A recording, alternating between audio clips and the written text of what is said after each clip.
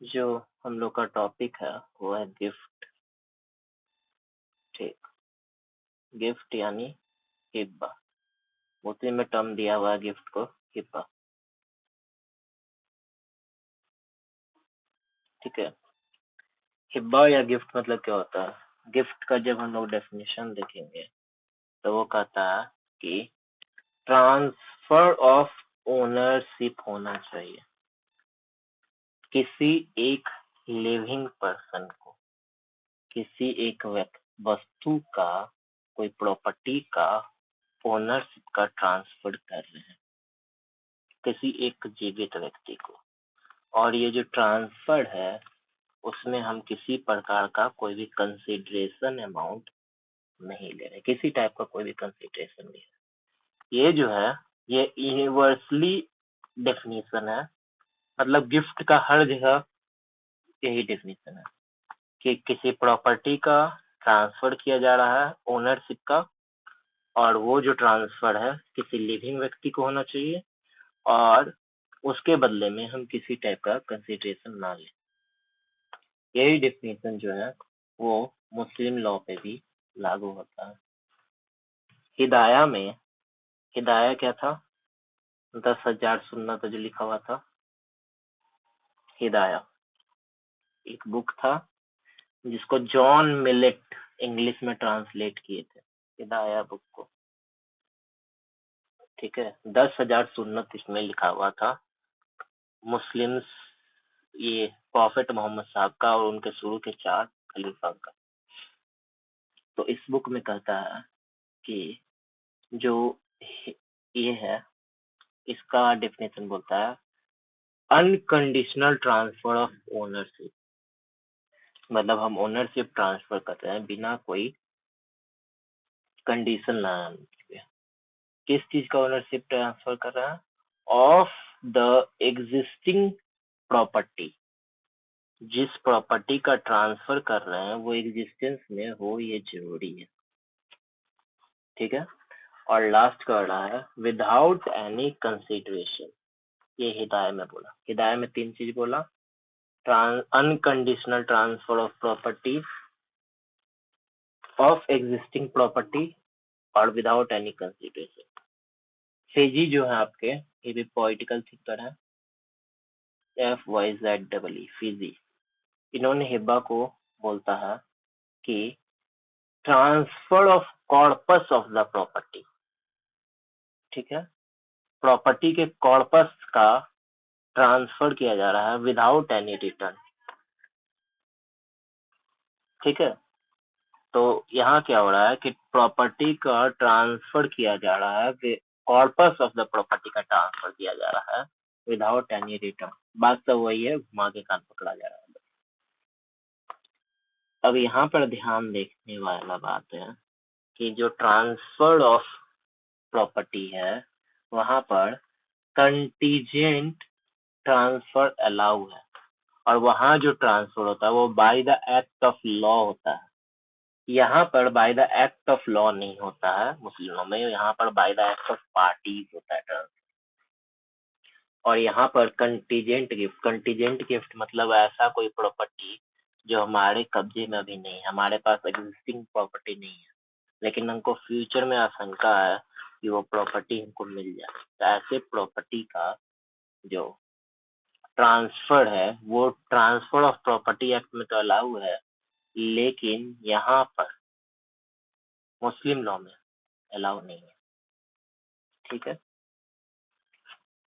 जो हिब्बा है उसके 3 इसेंशियल होते हैं।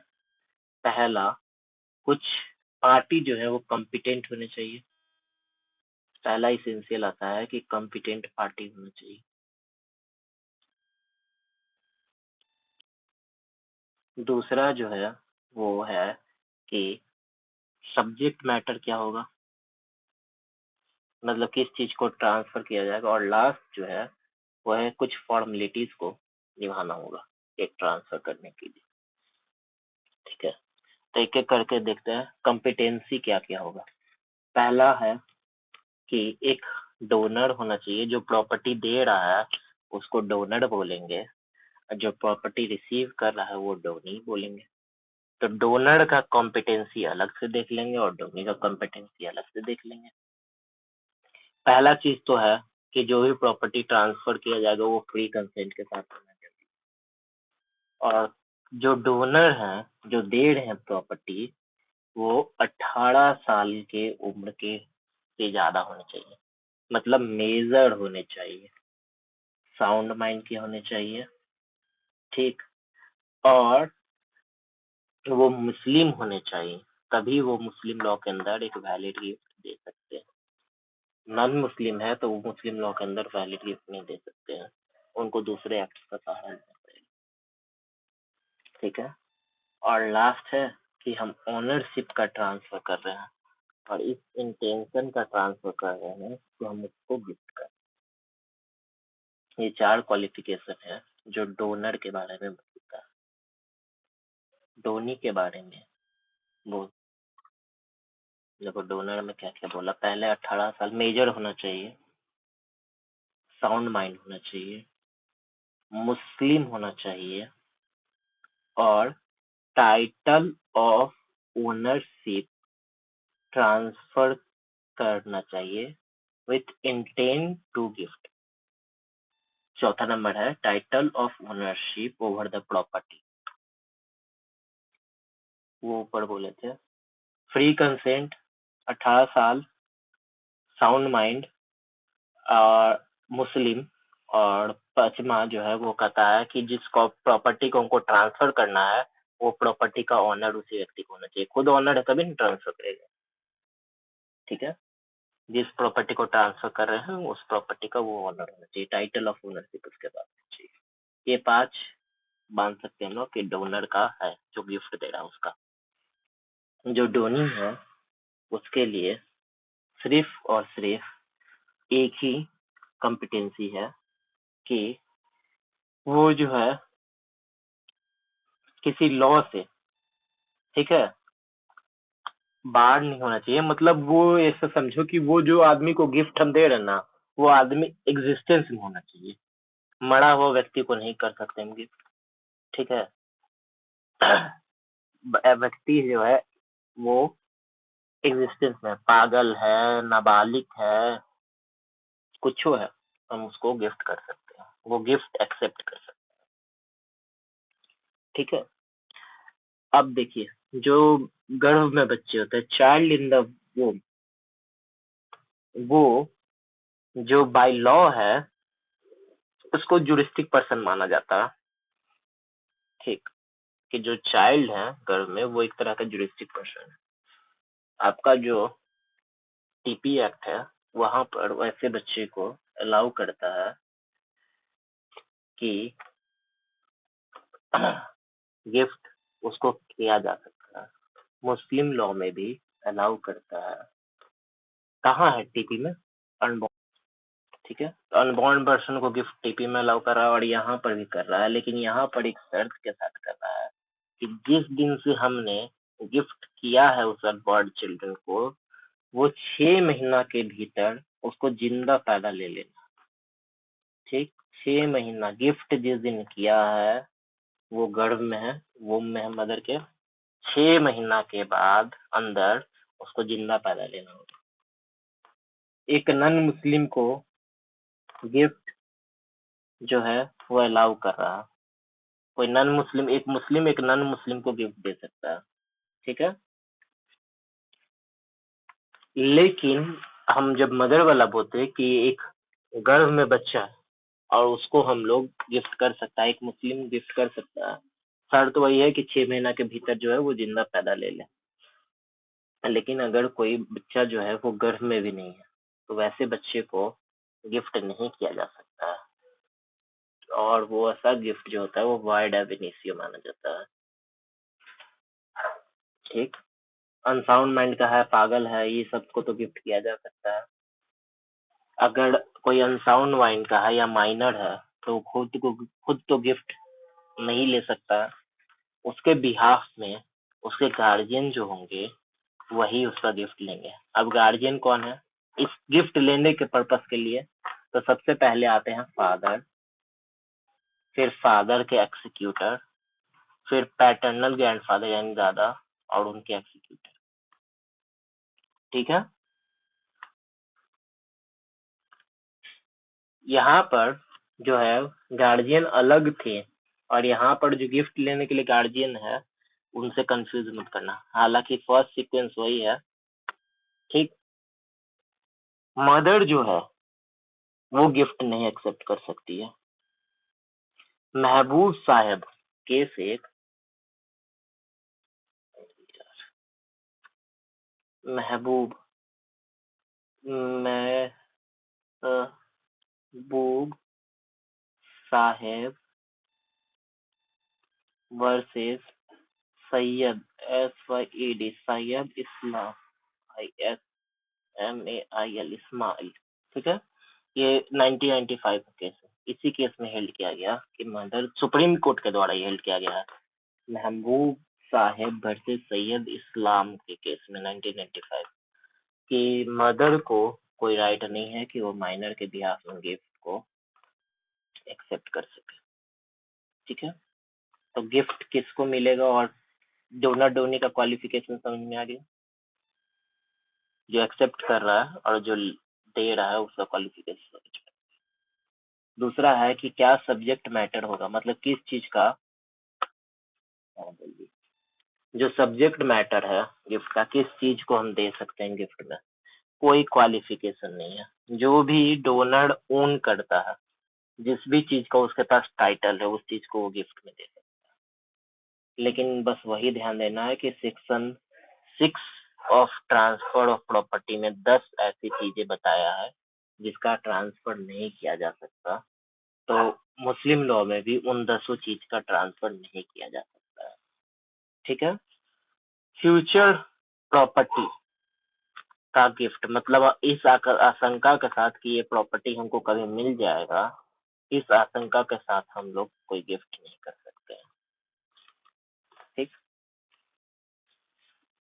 मुस्लिम हम लोग जब बोलेंगे तो मुस्लिम कंसीडर कीजिएगा। थर्ड जो है फॉर्मेलिटीज, 3 फॉर्मेलिटीज होता है। इजाब दैट इज डिक्लेरेशन कि हम इसको गिफ्ट दे रहे हैं, कबूल that is acceptance of the gift, and last is कब्जा that is taking possession of the gift। ठीक है, और एक एक करके देखते हैं फॉर्मेलिटीज क्या क्या अपनाना होगा। डिक्लेरेशन करना पड़ेगा क्लियर वर्ड में कि हम इस प्रॉपर्टी को इस फलने आदमी को गिफ्ट दे रहे हैं, अपने आप को डिवेस्ट कर रहे हैं उस प्रॉपर्टी से और किसी में वो इंटरेस्ट वेस्ट कर रहे हैं।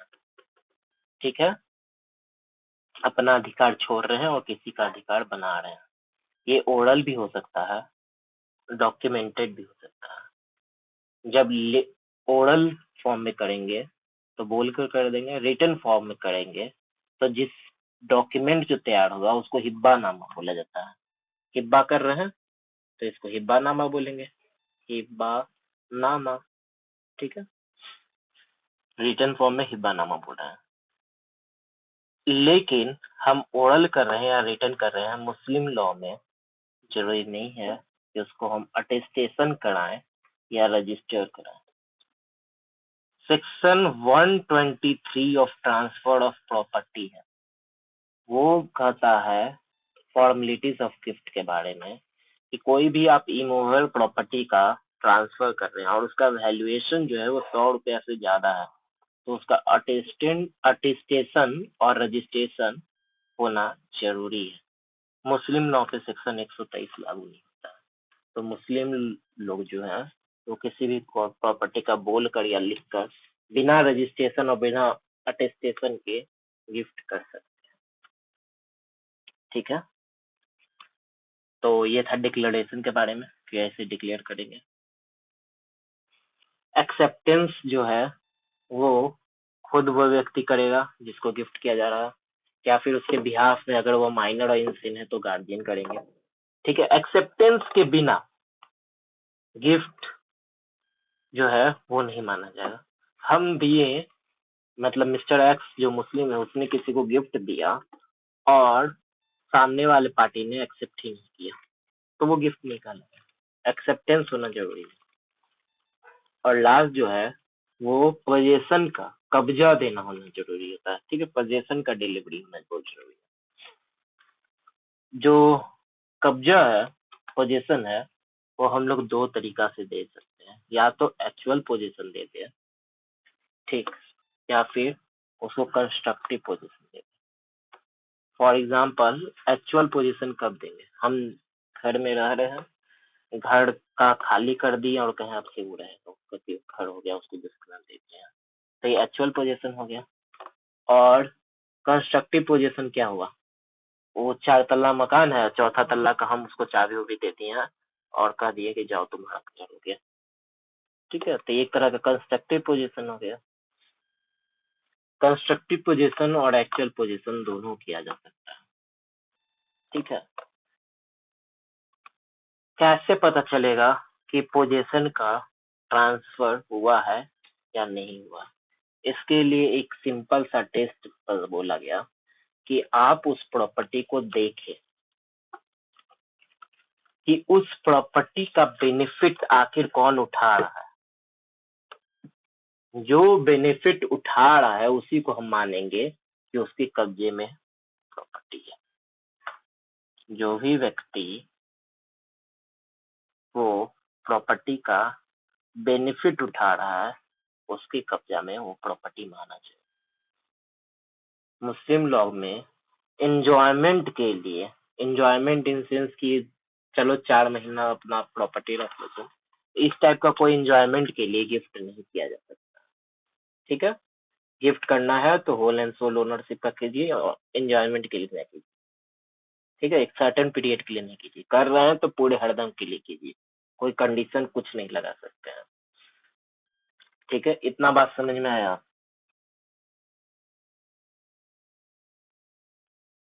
3 नहीं 4 कंडीशन ऐसे हैं जब आपको उस प्रॉपर्टी का कब्जा देने का जरूरत नहीं, खाली बोल देना ये इनफ हो जाता है।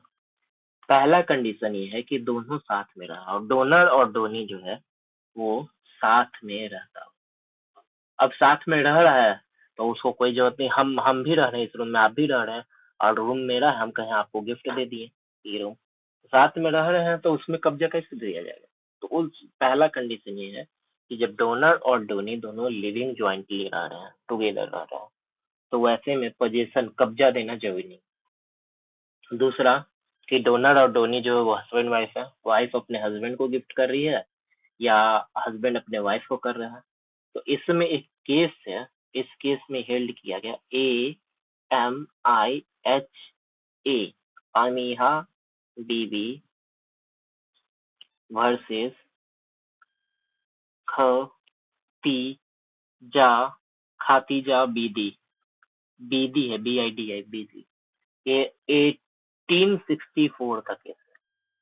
इस केस में Amiya AMIHA BIDI versus Khatiya KHATIYA BIDI 1864 का केस।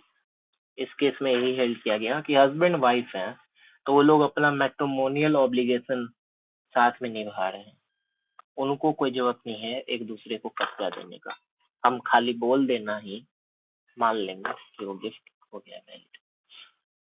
ठीक है, चौथा चीज, अगर वार्ड जो है मतलब गार्जियन जो है एक तरह से वो गिफ्ट कर रहा है किसी वार्ड को, ठीक है, gift of guardian to ward, हम मिस्टर एक्स अपना फादर है, ठीक है, वो अपने सन को कोई गिफ्ट कर रहा है, तो ऐसे कंडीशन में वो खुद ही तो गार्जियन है और सन जो है वो हो सकता है कि माइनर हो, मेजर है तो एक्सेप्ट कर लेगा, कोई दिक्कत नहीं है, वहां पे पोजीशन देने का जरूरत नहीं है, और माइनर है तो एक्सेप्ट करने का राइट तो खुद गार्जियन में है, तो अपने आप एक्सेप्ट कर रहा, खुद दे रहा, खुद एक्सेप्ट कर ले रहा कि सन मेरा बेटा का ही घर हो गया। ऐसे कंडीशन में उसको पोजीशन देने का कोई जरूरत नहीं है अगर गार्जियन अपने वार्ड को, संरक्षक अपने जिसका संरक्षण कर रहा है उसका, उसको प्रॉपर्टी गिफ्ट कर रहा है तो कब्जा नहीं देगा। ये चीज हेल्ड किया गया था KADDERAN किदरन B versus Fatima KIDDERAN है किदरन B versus Fatima FATIMA Fatima B। ये केस है आपका 1981 का। इसी में ये हेल्प किया गया कि गार्जियन अपने वार्ड को अगर कोई गिफ्ट कर रहा है, फॉर एन एग्जांपल अपने सन, अब फादर अपने सन को कुछ गिफ्ट कर रहा है, तो वहाँ कब्जा देने का कोई जरूरत नहीं है। और जो लास्ट है, प्रॉपर्टी जो है वो ऑलरेडी कब्जे में है, इसको देना है। मेरा 2 घर है, एक घर में अपने रह रहे हैं, एक घर में हम किसी को रखे हुए हैं, और हम कह रहे हैं कि वो घर में जिसमें तुम रहते हो जावा से तुम्हारा गिफ्ट हो गया, तो खुद रह रहा है तो कब्जा कहाँ देगा उसमें, पहले ही से कब्जे में है, तो उसमें कब्जा नहीं देगा। यही 4 कंडीशन है जो कब्जा नहीं देगा। सेक्शन 129 जो है वो ट्रांसफर ऑफ प्रॉपर्टी का डील करता है कि जो भी ट्रांसफर होगा, मतलब गिफ्ट जो भी होगा, वो 122 से 129 ट्रांसफर ऑफ प्रॉपर्टी की बात कर रहे हैं। टीपी एक्ट में कह रहा है कि जितना भी गिफ्ट होगा ना, उसमें 122 से 129 129 तक के प्रोविजंस को फॉलो करना चाहिए। ये ट्रांसफर ऑफ प्रॉपर्टी में यहाँ से यहाँ तक गिफ्ट दिया हुआ है। 129 जो है ट्रांसफर ऑफ प्रॉपर्टी का, वो कहता है कि सर्टेन टाइप का फॉर्मेलिटीज जो है वो फुलफिल करना पड़ेगा, लेकिन मुस्लिम्स को उससे छूट दे दिया गया। जैसे फॉर एन एग्जाम्पल कि जब भी 100 रुपया से ज्यादा का कोई इन होल प्रॉपर्टी और उसको ट्रांसफर करना होता है ना, तो उसके लिए रजिस्ट्रेशन करवाना पड़ता है, और उसके लिए रजिस्ट्रेशन कराना रहता है, और एक और चीज कराना रहता है, अटेस्टेशन। ठीक है, अटेस्टेड कराना था और रजिस्ट्रेशन कराना रहता है। तो ये सेक्शन 129 में छूट दिया है कि मुस्लिम लोग जो है उन पे ट्रांसफर ऑफ प्रॉपर्टी लागू नहीं होगा। ट्रांसफर ऑफ प्रॉपर्टी का वो पर्टिकुलर प्रोविजन लागू नहीं होगा। मतलब अगर मुस्लिम है और उनको गिफ्ट करना है, तो ना ही उनको 100 रुपया से ज्यादा का इमूवेबल प्रॉपर्टी है, तो ना ही उनको अटेस्टेशन कराना है, ना ही रजिस्ट्रेशन कराने का जरूरत नहीं। ये वहां पर उनको छूट दे दिया। ठीक है। शरीयत लॉ में भी यही बात बोला गया। शरीयत एक्ट है आपका SHARIAT शरीयत एक्ट 1937 का। इसमें भी यही बोला है कि ऐसे मामलों में, गिफ्ट के मामलों में, जो मुस्लिम लोग का पर्सनल लॉ है, उन्हीं से वो लोग गवर्न होंगे। उस पर कोई दूसरा एक्ट जो है वो नहीं अप्लाई किया जाएगा। ठीक है। तो बस गिफ्ट में